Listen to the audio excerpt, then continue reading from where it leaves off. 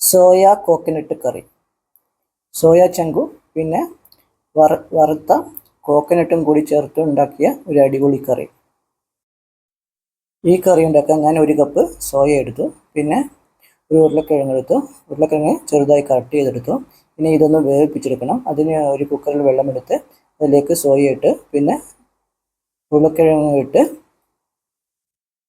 അടച്ചു വെച്ച് വേവിപ്പിച്ചെടുത്തു. ഇനി ഇതിനു വേണ്ടി തന്നെ ഒരു സവാള അത് കട്ട് ചെയ്തെടുത്തു. പിന്നെ ഒരു തക്കാളി അതും കട്ട് ചെയ്തെടുത്തു. പിന്നെ ഒരു 2 പച്ചമുളക് അതും കട്ട് ചെയ്തെടുത്തു. പിന്നെ ഒരു ചെറിയ കഷ്ണം ഇഞ്ചി അതും ചെറുങ്ങനെ കട്ട് ചെയ്തെടുത്തു. പിന്നെ 4 അല്ലി വെളുത്തുള്ളി അതും ചെറുതായി കട്ട് ചെയ്തെടുത്തു. പിന്നെ 1 കപ്പ് തേങ്ങ അത് മിക്സിയിലിട്ടൊന്ന് ഗ്രേറ്റ് ചെയ്തെടുത്തു.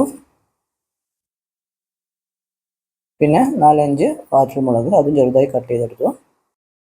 പിന്നെ ഒരു പാൻ എടുത്ത് അത് ചൂടായി വരുമ്പോൾ അതിലേക്ക് കുറച്ച് വെളിച്ചെണ്ണ ഒഴിച്ച് കോക്കനട്ട് ഇട്ട് കൊടുത്തു. തേങ്ങ നന്നായി ഒന്ന് വറുത്തെടുത്തു. അതിലേക്ക് കട്ട് ചെയ്ത് വെച്ച വാറ്റൽമുളക് ഇട്ട് കൊടുത്തു. രണ്ടും കൂടി ഒന്ന് മിക്സ് ചെയ്ത് കൊടുത്തു. ഇപ്പോൾ നന്നായി ഫ്രൈ ആയി വന്നിട്ടുണ്ട്. ഇനി വേറൊരു പാത്രത്തിൽ കുറച്ച് വെളിച്ചെണ്ണ എടുത്ത് അത് ചൂടായി വരുമ്പോൾ കുറച്ച് കടുക് ഇട്ട് കൊടുത്തു.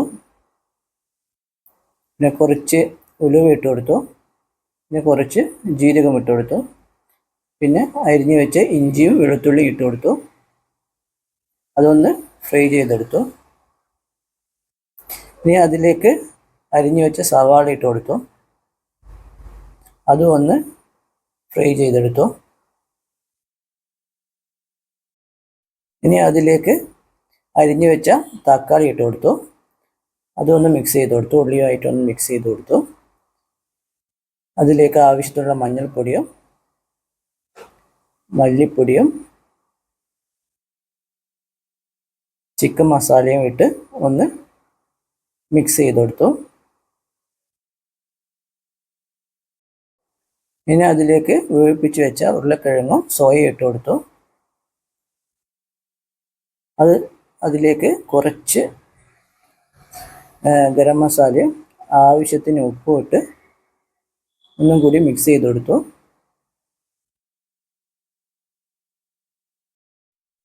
ഇനി ഇതിലേക്ക് നമുക്ക് വറുത്ത് വെച്ച തേങ്ങ ഇട്ട് കൊടുക്കാം.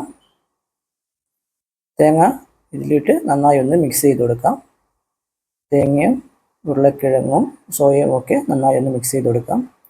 ഇനി ഇതിലേക്ക് കുറച്ച് പെപ്പർ പൗഡർ ഇട്ട് കൊടുക്കാം. പെപ്പർ പൗഡർ ഇട്ടിട്ട് ഒന്ന് നന്നായി ഒന്ന് മിക്സ് ചെയ്ത് കൊടുക്കാം. ഇപ്പോൾ നമ്മുടെ സോയ കോക്കനട്ട് കറി റെഡിയായി. അടിപൊളി ടേസ്റ്റ് ആയിരുന്നു. ഇതിപ്പോൾ നമുക്ക് രാവിലത്തെ ചപ്പാത്തിയുടെ കൂടെയും കഴിക്കാം. പിന്നെ ഉച്ചക്കത്തെ ചോറിൻ്റെ കൂടെയും കഴിക്കാം. ചോറിൻ്റെ കൂടെ നല്ല കോമ്പിനേഷനാണ്. ഈ ചാനൽ ഒന്ന് സബ്സ്ക്രൈബ് ചെയ്യുക, വീഡിയോ ഷെയർ ചെയ്യുക. Thank you.